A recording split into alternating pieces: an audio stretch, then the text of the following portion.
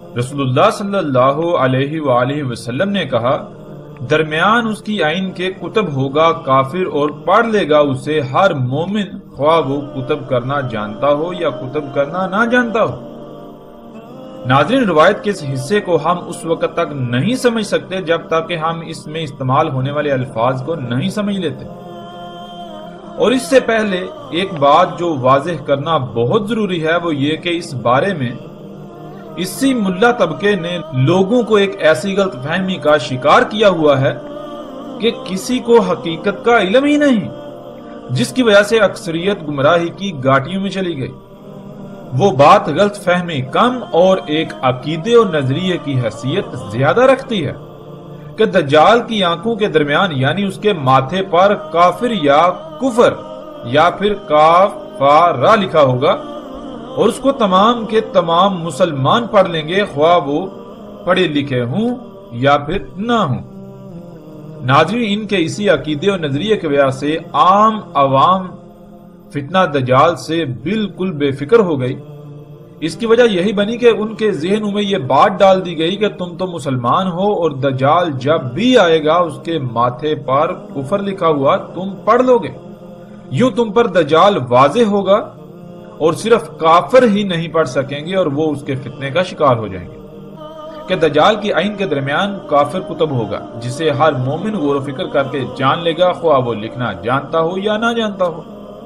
ناظرین، جو عقیدہ و نظریہ اس حوالے سے پوری دنیا میں پھیلا دیا گیا، لوگوں کے اذہان میں راسخ کر دیا گیا، کچھ وقت کے لیے اگر اسے صحیح مان بھی لیا جائے تو سوال یہ پیدا ہوتا ہے کہ اگر آپ چینی یا روسی زبان نہیں آتی، آپ چینی یا روسی زبان نہیں بول سکتے اور کوئی آپ کے سامنے چینی یا روسی یا اس کے علاوہ ایسی زبان میں آپ کے سامنے کوئی لفظ لکھ کر لے آتا ہے جسے آپ نہیں سمجھ سکتے، جسے آپ نہیں جانتے، تو کیا آپ اس لفظ کو پڑھ پائیں گے، خواہ آپ کتنے ہی بڑے مومن کیوں نہ ہوں؟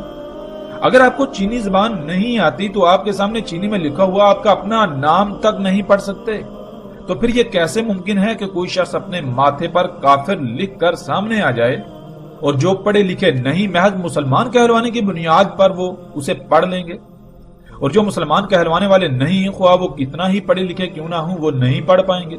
کیا آج دنیا میں بہت بڑی تعداد میں ایسے لوگ موجود نہیں جو مسلمان کے بجائے یہودی، عیسائی اور مختلف مذاہب کے کہلاتے ہیں، لیکن وہ عربی پر اس طرح عبور رکھتے ہیں کہ اس طرح کوئی عام مسلمان نہیں رکھتا، جن کو علم ہے اس لفظ کافر یا کفر کا؟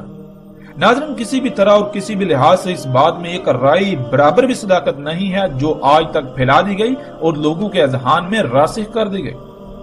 ہم اس وقت تک حق کو نہیں جان سکتے جب تک کہ ہم اپنی خواہشات کو ترک کر کے خالص اللہ کی غلامی اختیار نہ کریں۔ اس روایت میں جو بات کی گئی اس کو اس وقت تک جاننا ناممکن ہے جب تک کہ آپ کو عربی کی اہمیت و حیثیت کا علم نہ ہو جائے۔ عربی دنیا کی باقی زبانوں کی طرح محض بول چال، ایک دوسرے کو مخاطب کرنے یا اشیاء کی پہچان کے لیے الفاظ کے مجموعے کا نام ہرگز نہیں ہے۔ اس بات کا اندازہ آپ اس سے بھی لگا سکتے ہیں کہ دنیا میں ہزاروں نہیں بلکہ لاکھوں زبانیں بولی جاتی تھی جن میں عربی کو کوئی خاص حیثیت حاصل نہیں تھی۔ عربی سے بڑی بڑی زبانیں دنیا میں موجود تھی۔ دنیا میں اس وقت عالمی سطح پر لاطین کا بول بالا تھا، بالکل ایسے ہی جیسے آج انگلش کا ہے۔ تو اس کے باوجود قرآن کو عربی میں ہی کیوں اتارا گیا؟ جبکہ ہم جانتے ہیں آج بھی دنیا میں سب سے زیادہ بولی جانے والی زبان عربی نہیں ہے بلکہ انگلش، چینی، ہندی، اردو، فرینچ اور اسپانش وغیرہ ہیں۔ تو کیوں نہ اس بات کا خیال رکھتے ہوئے اللہ سبحانہ و تعالیٰ نے قرآن کو ان میں سے کسی زبان میں نازل کیا، یا کم از کم باقی زبانوں میں تراجم ہی اتار دیے جاتے؟ کیا اللہ کو اس بات کا علم نہ تھا؟ اور اگر اللہ کو اس بات کا علم تھا تو علم کے باوجود اللہ نے اگر تراجم نہ اتارے تو کیا اللہ تراجم اتارنے پر قادر نہ تھا؟ اور اگر قادر تھا، جو کہ اللہ قادر ہے، تو اس کے باوجود اللہ نے تراجم نہیں اتارے، تو کیا کبھی ہم نے اس بات میں غور کیا، اس بات پر غور کیا کہ آخر اس کی وجہ کیا ہے؟ ناظرین، آج دنیا میں جسے عربی کہا جاتا ہے اس کا عربی کے ساتھ کسی قسم کا کوئی تعلق نہیں۔ اس کی حیثیت و حقیقت بالکل ایسے ہی ہے جیسے بازار میں اصل کے مقابلے پر اسی رنگ و روپ میں کوئی نقل آ جائے۔ اور یہی وجہ ہے کہ عرب گھرانوں میں پیدا ہونے والے خود کو عربی پر مہارت رکھنے والے بڑے بڑے عرب دان ہونے کے دعوے دار بھی قرآن میں استعمال ہونے والے الفاظ کے سامنے بے بس نظر آتے ہیں۔ ناظرین، اب آتے ہیں اس روایت میں رسول اللہ صلی اللہ علیہ وآلہ وسلم کے الفاظ کی حقیقت کی طرف۔ ہم اس وقت تک روایت کے اس حصے کو نہیں سمجھ سکتے جب تک کہ ہم اس میں استعمال ہونے والے الفاظ کو نہ جان لیں، جیسے کہ لفظ کتب، اقرا اور مومن۔ سب سے پہلے ہم آتے ہیں لفظ کتب کی طرف، اسی سے کتاب بنا ہے۔ ناظرین، اصل اور بنیادی مسئلہ یہ ہے کہ ہر کوئی اپنا اپنا دائرہ لگا کر اسی دائرے کو کل تصور کیے ہوئے ہے۔ اللہ کیا ہے؟ ہر کسی کے نزدیک اللہ کے بارے میں الگ الگ نظریہ و عقیدہ ہے، الگ الگ تصور ہے۔ اگر کوئی اللہ کے بارے میں کسی دائرے والوں کے عقیدے اور نظریے کا انکار کرتا ہے تو اس دائرے میں قید لوگ ان کے اس نظریے و عقیدے کے انکار کو اللہ کی ذات کا انکار قرار دیتے ہیں۔ حالانکہ حقیقت تو یہ ہوتی ہے کہ انکار اللہ کا نہیں بلکہ اللہ کے بارے میں ان کے خود ساختہ نظریے و عقیدے کا ہوتا ہے، اور وہ لوگ اپنے عقیدے کے انکار کو اللہ کا انکار قرار دیتے ہیں، گویا کہ اللہ ان کے عقیدے کا نام ہے، اور ہر ایک کے لیے لازم ہے کہ ان کے عقیدے کو اپنائے۔ اس سے باہر اگر نکلے گا تو وہ عقیدے سے باہر نکلنا نہیں، عقیدے کا انکار نہیں، عقیدے کا رد نہیں بلکہ اللہ کا انکار ہوگا۔ سادہ اور آسان بات تو یہ ہے کہ ان لوگوں کا کہنا یہ ہے کہ جو ہماری عقل میں ہے، جو ہماری عقل میں آئے وہی حق ہے، وہی کل ہے، جو ہماری عقل سے باہر ہے، جو ہماری عقل میں نہیں آتا اس کا کوئی وجود ہی نہیں، اور باقیوں پر یہ بات لازم ہے کہ وہ ہماری سوچوں، ہماری فکروں کے پابند ہو جائیں، پابند بنیں۔ وہ ہماری سوچوں فکروں کے پابند ہیں، وہ بھی انہی کی طرح اسی میں قید ہو جائیں۔ ناظرین، اسی وجہ سے آج ہر کسی کے ذہن میں یہ بات ڈالنے کی پوری کوشش کی گئی کہ دجال ایک شخص ہوگا اور اس کے ماتھے پہ عربی رسم الخط میں کافر یا کفر لکھا ہوگا، جسے ہر وہ شخص پڑھ لے گا جو خود کو مسلمان کہلوانے والا ہے، خواہ وہ پڑھا لکھا ہو یا نہ ہو۔ اور اسی وجہ سے عربی کے الفاظ کو اپنی اپنی عقل کے مطابق ڈال کر ایسے ایسے عقائد کو پروان چڑھایا گیا کہ جس سے اکثریت گمراہی کی گھاٹیوں میں چلی گئی۔ ناظرین، لفظ کتب، اس کے معنی کیا ہے؟ اس کا سب سے جامع ترین معنی یہ ہے کہ علم کا کسی بھی شکل و صورت میں اس طرح وجود ہونا کہ اسے وہاں سے حاصل کیا جا سکے۔ مثلا جب آپ کسی شے کو دیکھتے ہیں تو اس میں غور و فکر کرنے سے آپ کے پاس علم آتا ہے۔ وہ علم آپ کے پاس آنے سے پہلے جس صورت میں موجود تھا وہ حالت، وہ صورت کتب ہونا کہلاتی ہے، کتب کہلاتی ہے۔ اور جہاں یا جس میں وہ علم تھا، علم کتب تھا، یعنی اس صورت میں موجود تھا، وہ شے کتاب کہلاتی ہے۔ ایسے ہی ناظرین، آپ دیکھتے ہیں کہ ایک مشین آپ کے سامنے موجود ہے، وہ مشین نہ صرف ایک وجود ہے، ایک خلق ہے، بلکہ وہ ایسا علم بھی ہے جو کہ کتب ہے۔ اب اگر آپ اس مشین میں غور کریں گے، یعنی اس کی گہرائیوں میں جائیں گے، تو جو علم اس میں کتب ہے وہ آپ کو حاصل ہو جائے گا۔ اس طرح ناظرین ایک اور مثال لے لیتے ہیں۔ ذرا تصور کریں آپ نے ایک بڑا سا گھر خریدا جو کہ خالی ہے، بالکل خالی۔ آپ گھر کا سامان لے کر آئے تو سوال یہ پیدا ہوتا ہے کہ آپ نے اس کے بعد کیا کرنا ہے۔ اگر آپ سے یہ سوال پوچھا جائے کہ اب آپ کیا کریں گے تو جواب یہ ملے گا کہ گھر میں سامان جوڑنا ہے۔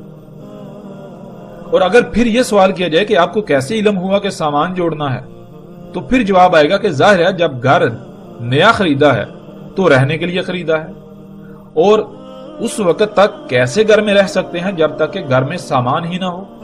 سامان لائے ہیں تو ظاہر ہے اس وقت سامان کو ہی جوڑا جائے گا۔ ناظرین، یہ علم آپ سے پہلے کہاں تھا؟ ذرا غور کریں کہ اس وقت گھر میں سامان جوڑا جائے گا۔ ناظرین، اسی طرح اگر آپ گھر میں سامان جوڑ رہے ہوں اور اچانک گھر میں آگ لگ جائے تو کیا آپ سامان کو ہی جوڑیں گے یا پھر پہلے آگ بجھائیں گے؟ تو پھر جواب یہ ہوگا کہ ظاہر ہے پہلے آگ بجھائیں گے، ورنہ سب کچھ جل کر راکھ ہو جائے گا۔ تو ناظرین پھر وہی سوال کہ غور کریں، آپ نے کہا کہ پہلے آگ بجھائیں گے ورنہ سب کچھ جل کر راکھ ہو جائے گا، تو یہ علم آپ کے پاس کہاں سے آیا؟ جہاں وہ علم آپ کے پاس آنے سے پہلے موجود تھا، اس حالت کو اسے کتب ہونا کہتے ہیں۔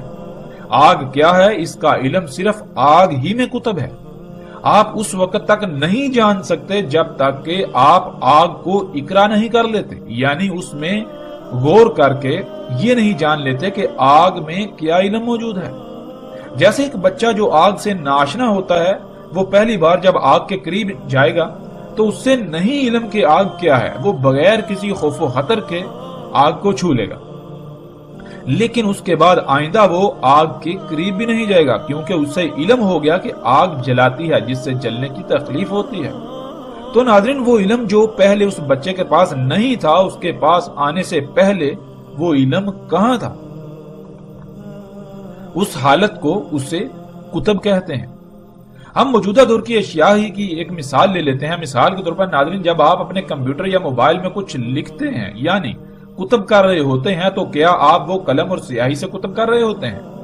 اور کیا وہ کاغذ کے اوراق پر کتب ہو رہا ہوتا ہے؟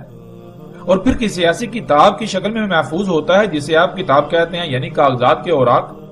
نہیں، بالکل نہیں، بلکہ وہ تو کمپیوٹر کے اس حصے میں کتب ہو رہا ہوتا ہے جسے آپ ہارڈ ڈسک کا نام دیتے ہیں۔ جس میں علم کتب ہو وہ عربی میں کتاب کہلاتی ہے۔ آپ جب اپنے کمپیوٹر میں کچھ کتب کرتے ہیں تو وہ کہاں پر کتب ہوتا ہے، کہاں پر جا کر محفوظ ہوتا ہے، وہ آپ جانتے ہیں، اسے آپ ہارڈ ڈسک کا نام دیتے ہیں۔ لیکن عربی میں اسے ہارڈ ڈسک نہیں بلکہ کتاب کہا جائے گا، عربی میں اسے کتاب کہتے ہیں۔ اب ناظرین، اگر وہ کتاب جس میں علم کتب ہوا وہ آپ کے سامنے لائی جائے، یعنی وہ ہارڈ ڈسک آپ کے سامنے لا کر رکھی جائے، تو کیا آپ اسے اقرا کر لیں گے یعنی پڑھ لیں گے؟ آپ یہ جان لیں گے کہ اس میں کون سا علم موجود ہے، کون سا علم اس میں کتب ہے جسے آپ ہارڈ ڈسک کہتے ہیں؟ اس میں کیا علم کتب ہے؟ نہیں نا، کیونکہ آپ میں یہ جاننے کی صلاحیت ہی نہیں کہ اس میں کیا کتب ہے۔ اس میں جو کتب ہے اسے جاننے کی صلاحیت کمپیوٹر میں ہے۔ ناظرین، یہ ہے کتب کا معنی، اور کتاب کیا ہے یہ بھی ہم پر واضح ہو گیا۔ اللہ سبحانہ وتعالی نے قرآن میں اس کائنات کو، زمین و آسمانوں کو کتاب کہا، اور ان میں موجود تمام کی تمام مخلوقات کو اس کتاب کی آیات کہا۔ جب آپ پر یہ بات واضح ہو گئی کتب کیا ہے اور کتاب کسے کہتے ہیں، تو پھر آپ پر یہ بات بالکل واضح ہو جائے گی کہ اس کائنات کو اللہ نے کتاب کیوں کہا۔ اللہ نے جس علم سے اس کائنات کو خلق کیا، تمام کی تمام مخلوقات کو خلق کیا، جیسے نظام چلا رہے ہیں، وہ سب کا سب علم انہی مخلوقات میں، انہی کے اندر موجود ہے، جسے عربی میں کتب ہونا کہا جاتا ہے۔ ناظرین، جب علم کتب ہوتا ہے تو اس کتب علم کو غور و فکر کر کے، جس میں وہ علم کتب ہے، اس کی گہرائی میں جا کر اس علم کے حصول کو عربی میں اقرا کہتے ہیں۔ گھر میں سامان جوڑنے کے دوران آگ لگ گئی تو پہلے آگ بجھائیں گے، حالانکہ کسی نے بھی آپ کو نہیں کہا بلکہ آپ نے خود جان لیا۔ جس طرح جان لیا، اسے عربی میں اقرا کہتے ہیں، یعنی آپ نے آگ کو دیکھا، آپ کو علم ہے کہ آگ اگر نہ بجھائی گئی تو یہ سب کچھ جلا کر راکھ کر دے گی۔ یہ ہے یقرا یا اقرا۔ ناظرین، اب آتے ہیں لفظ مومن کی طرف۔ قرآن میں متعدد آیات میں نہ صرف لفظ مومن دیکھا ہوگا آپ نے، بلکہ ایک اور لفظ آمنو بھی دیکھا اور پڑھا۔ آمنو کہتے ہیں کہ جب آپ کو کوئی بات کہے، کوئی بات کہی جائے، کوئی حکم دیا جائے یا کچھ بھی کہا جائے تو اس کی بات کو تسلیم کر لینا، یعنی اس بات کو مان لینا۔ اور مومن کہتے ہیں جو اس بات کو مان کر، یعنی آپ سے کہی ہوئی بات کو مان کر اس پر عمل کرنا۔ یہیں پر آپ مومن اور مسلم میں فرق بھی جان سکتے ہیں۔ مومن تو آپ پر واضح ہو گیا کہ جو بھی حکم دیا جائے اسے مان کر اس پر عمل کرنا، اور مسلم کہتے ہیں جو حکم دیا گیا، جو بات کہی گئی، اس کے آگے سرنڈر کر دینا، اس پر عمل کرنا۔ ناظرین، بظاہر مومن اور مسلم میں ایک ہی معنی نظر آتا ہے، لیکن ایک چھوٹا سا فرق ان دونوں الفاظ میں زمین و آسمان کے فاصلے پیدا کر دیتا ہے۔ آپ کو نہیں علم کہ کون سا شخص ہے جو خود دل سے بات کو تسلیم کر کے عمل کر رہا ہے، یا پھر کون ہے جو کسی مجبوری، کسی دباؤ، کسی لالچ، کسی خوف یا ڈر کے تحت سرنڈر کیے ہوئے ہے، مجبوراً بات مان کر عمل کر رہا ہے۔ جو بغیر کسی خوف، دباؤ، لالچ اور ڈر وغیرہ کے بات کو دل سے تسلیم کر کے عمل کرتا ہے، وہ مومن کہلاتا ہے۔ چونکہ یہ اندرونی کیفیت ہے تو انسان یہ فیصلہ نہیں کر سکتا کہ کون دل سے تسلیم کر کے عمل کر رہا ہے اور کون مجبوراً تسلیم کر کے عمل کر رہا ہے۔ جب تک کہ راسخ علم نہ آ جائے تو تب تک وہ مسلم ہی ہیں، یعنی سرنڈر کیے ہوئے ہیں، بات کو مان کر عمل کر رہے ہیں۔ کسی نے دل سے تسلیم کیا یا مجبوراً، یہ فیصلہ انسان کا نہیں بلکہ اس کا فیصلہ اللہ کرے گا۔ انسان ظاہر کا مکلف ہے تو ظاہر کی بنیاد پر فیصلہ کرنے کی صلاحیت رکھتا ہے، نہ کہ جس کا وہ مکلف ہی نہیں، جو اس کی پہنچ سے باہر ہے، اس پر وہ فیصلہ کرنے کی صلاحیت رکھتا ہو۔ ناظرین، دجال کی آئین کے درمیان کتب ہوگا کفر، ہر مومن پہچان لے گا اسے۔ دجال کی آئین کیا ہے یہ ہم گزشتہ ایک ساتھ میں تفصیل کے ساتھ جان چکے، جو کہ تمام کے تمام دیکھنے کے آلات ہیں جنہیں کیمروں سمیت دیکھنے کے مختلف آلات کا نام دیا جاتا ہے۔ ناظرین، ان آلات سے جو کچھ بھی آج آپ کے سامنے لایا جاتا ہے، آپ کو دعوت دی جاتی ہے، وہ سارے کا سارا اللہ کے ساتھ کفر ہے۔ کفر کہتے ہیں انکار کرنے کو۔ مثلا جب اللہ نے حکم دیا کہ ہر طرف سے کٹ کر مکمل طور پر یک رخ ہو کر فطرت پر قائم ہو جاؤ، تو دیکھیں کہ جو دجال کے دیکھنے کے آلات کے ذریعے آپ کے سامنے لایا جاتا ہے وہ فطرت ہے یا پھر فطرت کے مقابلے میں اس کی ضد، فطرت کا کفر، اللہ کے حکم کا انکار۔ ناظرین، مومن کیسے دجال میں کتب کفر کو پڑھ لے گا، کیسے پہچان لے گا؟ یہ بات بالکل واضح ہو جاتی ہے۔ اگر آپ مومن ہیں یعنی آپ اللہ کی اطاعت کرتے ہیں، اللہ نے جو بھی حکم دیا، جو بھی بات کہی، اسے دل سے تسلیم کر کے اس پر عمل کرتے ہیں، تو دجال میں کتب کفر یعنی اللہ کی ہدایات، اللہ کے احکامات کے انکار کو بالکل واضح پہچان سکتے ہیں۔ بالکل بھی مشکل نہیں ہے اس کے پہچاننے میں۔ اور دوسری بات یہ کہ دجال کی آئین کے درمیان یعنی ماتھے پر کافر کتب ہوگا۔ ناظرین، ماتھا پورے وجود میں سب سے واضح ترین مکان کو کہتے ہیں جسے ہر کوئی دیکھ سکتا ہے۔ دجال میں کتب کفر جس کی وجہ سے یعنی اس کو اپنا رب بنانے والا کافر ہوگا، اللہ کے احکامات کا انکاری ہوگا، وہ اتنا واضح ہوگا، دجال کا کفر اتنا واضح ہوگا کہ ہر کسی کو نظر آ رہا ہوگا، لیکن اقرا وہی کر سکے گا، یعنی اس کفر کو وہی پہچان سکے گا، اس کا اسے ہی علم ہوگا جو مومن ہوگا، یعنی جو دنیا میں زندگی اس طرح گزارے گا کہ جیسے اللہ نے اس سے حکم دیا، اللہ کے احکامات کو دل سے تسلیم کر کے ان کے اوپر عمل کرنے والا ہوگا۔ آج دجال میں کتب کفر اتنا واضح ہے کہ جیسے جسم میں سب سے واضح ترین مقام ماتھا ہوتا ہے، کہ جسم کے کسی اور حصے پر کچھ لکھا ہو تو سب کو نظر نہیں آ سکتا، مگر ماتھے پر کچھ بھی لکھا ہو یا کوئی نشان لگا ہو تو ہر کسی کو نظر آ رہا ہوگا۔ بالکل اسی طرح دجال میں کتب کفر بھی اتنا ہی واضح ہے۔ اللہ نے اپنے رزق سے حلال طیب کا حکم دیا، مگر آج اللہ کے اس حکم کا انکار عملاً ہر طرف واضح نظر آ رہا ہے۔ اللہ کے مقابلے پر انہی مشینوں، انہی ایجادات سے وجود میں آنے والا غیر اللہ کا رزق، جو کہ نہ صرف اللہ کے علاوہ اوروں کا ہے بلکہ حرام ہے، خبیث ہے، جو دڑا دڑ کھایا جا رہا ہے، جس کی ہر طرف برمار ہے، ہر طرف وہی نظر آ رہا ہے۔ یعنی آج جو کچھ بھی آپ کو ہر طرف نظر آتا ہے، وہ کھانے پینے کی اشیاء ہوں یا کسی بھی قسم کے استعمال کی اشیاء، آپ کی ضروریات کا سامان، کیا وہ فطرت ہے یا پھر اس کے مقابلے پر اس کی نقل؟ اللہ نے تو حکم دیا کہ فطرت پر قائم ہو جاؤ، اسی کو دین اسلام کہا، تو کیا آج اسلام کے دعوے داروں میں سے کوئی ہے جو یہ دعویٰ کر سکے کہ وہ فطرت پر قائم ہے؟ جب کوئی بھی فطرت پر قائم نہیں تو یہ دین اسلام ہرگز نہیں، یہ وہ دین نہیں ہے جس کو اللہ سبحانہ و تعالیٰ نے اسلام کہا، جو اللہ کے ہاں قابل قبول ہے، جس کے علاوہ دوسرا کوئی دین قابل قبول نہیں ہوگا۔ اللہ کے ہاں دین اسلام ہر طرف سے کٹ کر یک رخ ہو کر فطرت پر قائم ہونا ہے، اور آپ اس کے برعکس جسے جی چاہے اسلام کا نہ دیں، وہ آپ صرف اور صرف خود کو دھوکہ دینے کے علاوہ اور کچھ نہیں کر رہے۔ ناظرین، اس بات کو تسلیم کرنا اتنا آسان تو نہیں ہے، کیونکہ خود کو غلط کہنا اور آج تک جو کرتے رہے اس سب کو غلط کہنا ظاہر ہے اتنا آسان نہیں، لیکن مشکل بھی نہیں ہے اگر اللہ کی غلامی کرنا مقصود ہو۔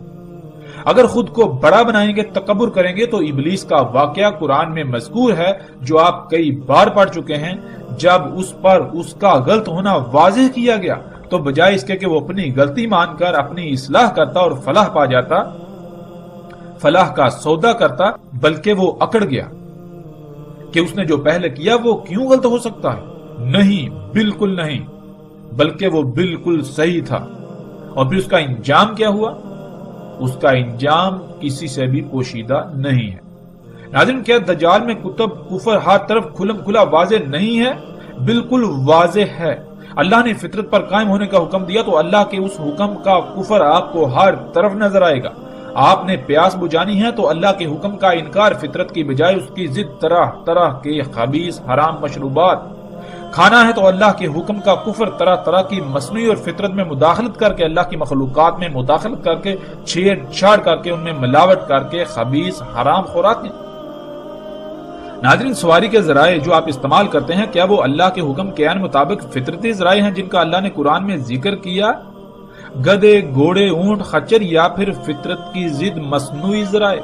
آپ کی جتنی بھی ضروریات ہیں، کوئی ایک بھی شے ایسی نہیں کہ جو فطرت ہو، بالکل سب کا سب مصنوعی، فطرت کی ضد، فطرت میں مداخلت کر کے تبدیل شدہ۔ اپنے کچن میں موجود ایک ایک شے کو دیکھیں، اپنے گھر کی تمام اشیاء کو دیکھیں، اپنے گھر کے در و دیوار کو دیکھیں، ان پر موجود رنگ کیا وہ فطرت ہے؟